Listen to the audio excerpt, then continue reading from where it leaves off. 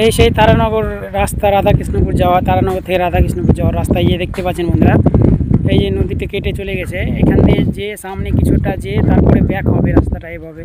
আমি যখন মোবাইলটা ঘোরাবো সেভাবে ব্যাক হবে, এভাবে এভাবে এভাবে যাবে। সব গ্রামগুলো তলিয়ে গেছে, নেই রাস্তাও নেই, সব কেটে কেটে চলে গেছে নদীতে। তো এত জোরে নদীর স্রোত বইছে কি বলবো, স্রোত বইছে।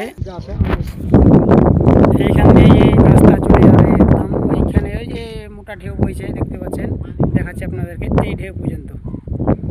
এবার সব চলে গেছে কেটে। তো সবাই দোয়া করবেন যেন এই নদী ভাঙন রোধ করে দেয় আল্লাহ তাআলা, জানে এটাও বন্ধ করে দেয়, আর তারানগরবাসী যেন একটু স্বস্তিতে ঘুমাতে পারে। তো অবশ্যই দোয়া করবেন, দোয়া না করে কেউ যাবেন না। কথা বলতে পারছি না, এত বেদনাজনক একটা দৃশ্য দেখে কথা বলতে পারছি না, মুখ দিয়ে কথা বেরোচ্ছে না, দেখতেই পাচ্ছেন।